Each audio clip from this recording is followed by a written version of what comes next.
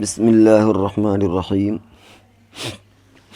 اتوار کی خصوصی سوال و جواب کی نشست میں آپ کا استقبال، آپ کا خیر مقدم ہے۔ سب سے پہلے ہمارے سامنے جو نام ہے محمد محسن، کہتے ہیں السلام علیکم۔ وعلیکم السلام ورحمۃ اللہ۔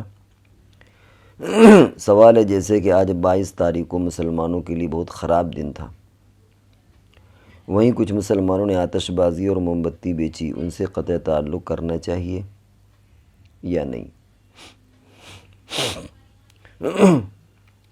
آتش بازی کا کاروبار تو یہ یوں ہی کراہت کے درجے میں آتا ہے، سخت درجے کی کراہت ہے اس میں۔ عام حالات میں بھی، چاہے وہ یہ موقع ہو یا یہ موقع نہ ہو، درست نہیں۔ البتہ موم بتی استعمال کرنا درست ہے، لیکن اب موم بتی استعمال کرنا دیوالی کے دن یا ایسے موقع پر جائز ہونے میں تو اس میں کوئی حرج نہیں، کیونکہ موم بتی کے استعمال بہت سارے ہوتے ہیں۔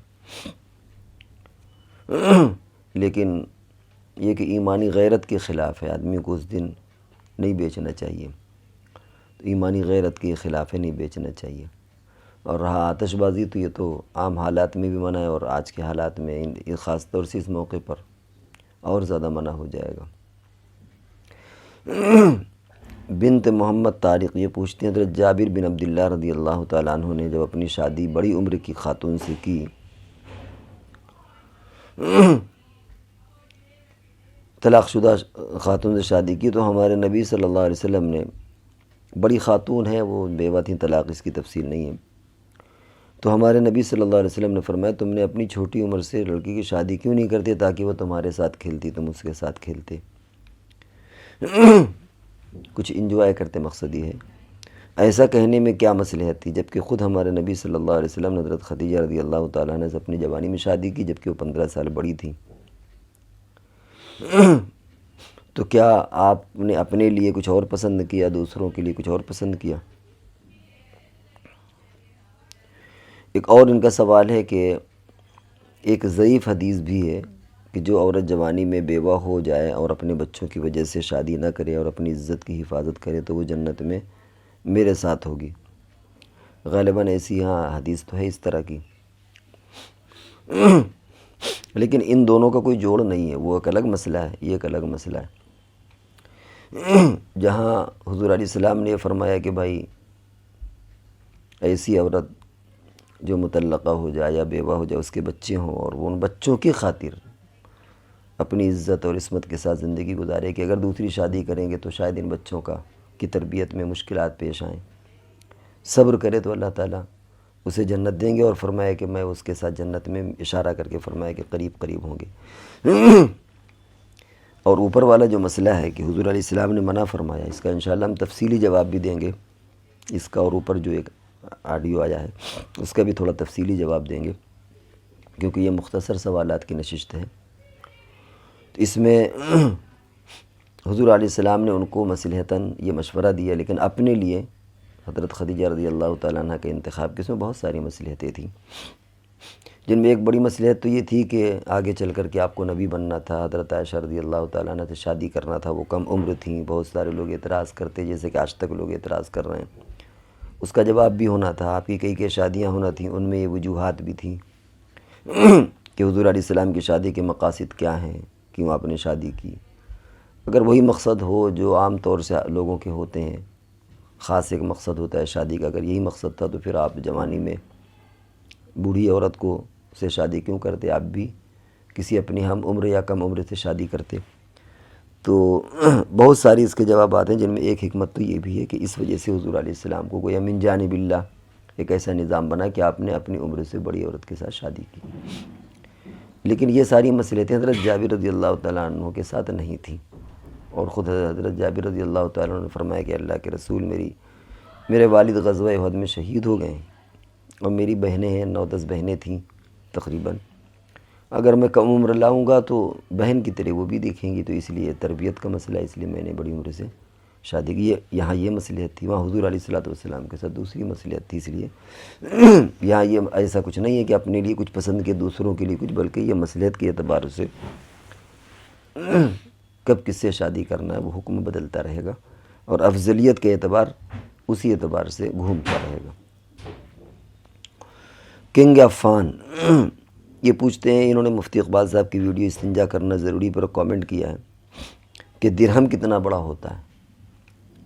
درہم کا سائز یا تو آپ کسی میوزیم میں جائیں، وہاں درہم لگے ہوئے ہیں پرانے زمانے کے جو چلتے تھے، اس میں درہم کی مقدار ہوگی۔ آج جو کویت یا کہیں پر جو درہم چلتے بھی ہیں وہ درہم نام ہے، لیکن وہ بھی کاغذ کے ہی چلتے ہیں عام طور سے، ہو سکتا ہے سکے کے، لیکن عام طور سے کاغذ کے ان کو بھی درہم بول دیتے ہیں۔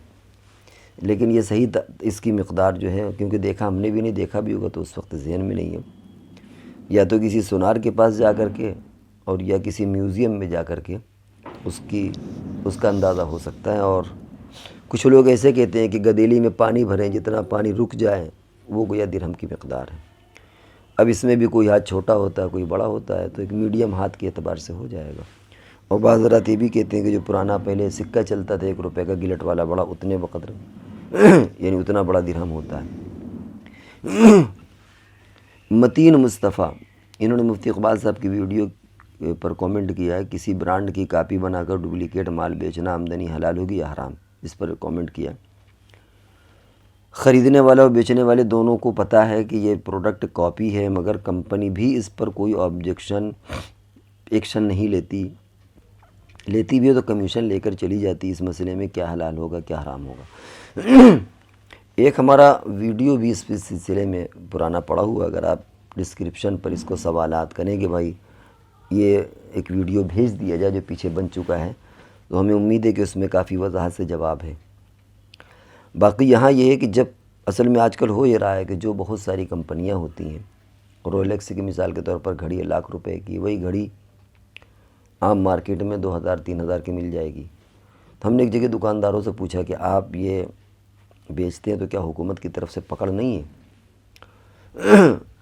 تو انہوں نے مسکرا کر کے کہا کہ آپ پکڑ کی بات کرتے ہیں، یہ کمپنی ہی بکواتی ہے، کیونکہ ہر آدمی اتنا مہنگا برانڈ نہیں پہن سکتا، لیکن شوق ہوتا ہے لوگوں کو پہننے کا، تو اس کی کاپی ہوتی ہے، سیکنڈ کاپی، تھرڈ کاپی، وہ خود کمپنی کے ہی گویا یوں کہہ لیجیے کمپنی ہی بنواتی ہے اس کو، اور وہ کم ریٹ پر نکلواتی ہے اس کو۔ تو کہیں کہیں پر تو چیٹنگ ہوتا ہے مسئلہ، تو وہاں تو جائز نہیں ہوگا جہاں کمپنی کی طرف سے باقاعدہ اجازت نہ ہو۔ لیکن کہیں کہیں پر جیسے کہ آپ نے بھی اس کا حوالہ دیا، اور یہ حقیقت بھی ہے کہ کمپنی کی طرف سے اس کی اجازت ہوتی ہے، وہ باقاعدہ پری پلان سستے ریٹ بھی سیکنڈ کاپی کے نام سے بیچے جاتے ہیں، وہاں کمپنی کو پتہ بھی ہوتا ہے، یا ہے کہ کمپنی کوئی کمیشن لے لے یا بیچ میں کوئی طرح۔ اصل میں کسی بھی کمپنی کے اس کو برانڈ کو بیچنا اس طرح کاپی کر کے، یہ اس کی انسلٹ بھی ہوتی ہے اور اس کی ساکھ پر دھبا لگانا ہوتا ہے، اس لیے منع ہے قانوناً بھی اور عقلاً بھی اور شرعاً بھی۔ لیکن جہاں کمپنی انوالو ہو جائے اور وہ بھی سائڈ سے اس برانڈ کو چلانے کی اجازت دے دو، تو اس میں کوئی حرج نہیں۔ اور آج کل یہ خوب ہو رہا ہے، جو بہت مہنگے برانڈ ہیں ان میں کیا ہوتا ہے کہ وہ سیکنڈ کاپی کے نام سے، تھرڈ کاپی کے نام سے وہ چیزیں سستے مارکیٹ میں اتار دیتے ہیں، کیونکہ ہر آدمی وہاں تک نہیں خرید سکتا، اور اس طرح ان کی بہت ساری سیل ہو جاتی ہے۔ تو ایسی شکل میں کوئی حرج نہیں، اور عام طور سے آج کل یہی سب ہو رہا ہے، زیادہ تر ہو سکتا ہے کہیں کہیں پر ہے، لیکن عموماً ایسا ہو رہا ہے، پورا پری پلان۔ عبدالکلام خان کہتے ہیں السلام علیکم مولانا، میرا ایک سوال ہے، تبلیغ میں وقت لگانا کیسا ہے؟ بھائی یہ سوال، یہ تو اتنا سوال آ چکا ہے، کوئی منع نہیں کرتا، دین کے بہت سارے شعبے ہیں، تبلیغ کا بھی ایک شعبہ ہے، کوئی حرج نہیں اس میں۔ مشورے کے ساتھ علماء سے مشورہ کر لیں، اور بھی والدین سے مشورے کے ساتھ نکلیے، کس نے منع کیا؟ اپنی اصلاح کے لیے اس میں نکلیے، لیکن بس یہ سمجھتے ہوئے کہ دین کے بہت سارے کام ہیں، یہ بھی ایک کام ہے۔ عمیر خان انہوں نے مفتی اقبال صاحب کی ویڈیو میں نکال کر نکاح میں گواہ اور وکیل کس طرف سے ہونا چاہیے پر کامنٹ کیا ہے، کچھ بھی اس میں ان کا سوال یہ ہے کہ لڑکی اور لڑکا کے علاوہ ایک گواہ ہے، دوسرا نکاح پڑھانے والا، تو کیا یہ شرط پوری ہو جائے گی؟ ہاں، اگر لڑکا اور لڑکی اس مجلس میں موجود ہیں اور ایک گواہ ہے اور ایک نکاح پڑھانے والا ہے تو اتنا کافی ہے، یعنی میاں بیوی کے علاوہ 2 گواہ ہونا ضروری ہے۔ تو ایک گواہ تو وہ موجود ہے، دوسرا گواہ جو ہے وہ جو نکاح پڑھا رہا ہے وہ خود بخود بن جائے گا، یہ نکاح درست ہو جائے گا۔ محمد خورشید یہ کہتے ہیں میرا سوال ہے کہ عورت کیا گھر کی چھت پر نماز پڑھ سکتی ہے؟ سنا ہے کہ کھلے آسمان کے نیچے نماز نہیں پڑھنا چاہیے، آپ نے جو سنا ہے غلط سنا ہے، ایسا نہیں ہے۔ دیکھیے صحن کھلا ہوتا ہے، چھت ہو یا صحن ہو، صحن بھی کھلا ہوتا ہے، تو صحن میں تو ازواج مطہرات بھی نماز پڑھ لیا کرتی تھیں۔ تو ایسا نہیں ہے، یہ غلط مشہور ہو گیا ہے کہ تخت پر نماز نہیں ہے اور یہ نہیں اور وہ نہیں، اور صحن کھلے صحن پر نہ، ایسا کچھ نہیں ہے۔ عورت کھلے آسمان پر بھی نماز، کھلے آسمان کے نیچے صحن ہو یا چھت ہو نماز پڑھ سکتی ہے۔ البتہ حضور علیہ الصلوۃ والسلام نے پسند فرمایا کہ عورت گھر کی کوٹری میں پڑھے تو وہ صحن سے اچھا ہے۔ غالباً اس میں بہت ساری مصلحتیں ہیں کہ عورت کے ایام بھی ہوتے ہیں، اور عام طور سے عورتیں شرماتی بھی ہیں کہ ان ایام میں پتہ نہ چل پائے کسی کو کہ ہمارے ایام چل رہے ہیں کہ نہیں، تو اس لیے جو ہے وہ یہ ہے کہ وہ چھپ کر کے نماز پڑھے، کیونکہ عورت پردہ ہے، ظاہر بات ہے کہ وہ ہر چیز جتنا وہ پردے میں رکھے اتنے بہتر ہے، تو اس لیے شریعت میں یہ چیز پسند کی گئی، لیکن جائز اور ناجائز ہونے سے اس کا تعلق نہیں ہے۔ نماز صحن میں بھی ہو جائے گی، چھت میں بھی ہو جائے گی، آسمان کے نیچے بھی ہو جائے گی، اس میں کوئی حرج نہیں ہے۔ تو یہ رہے ناظرین کرام آج کے سوالات۔ اب اگلی نشست تک کے لیے ہم آپ سے رخصت ہوتے ہیں، جب تک کے لیے ہمیں اجازت دیجیے۔ السلام علیکم ورحمۃ اللہ وبرکاتہ۔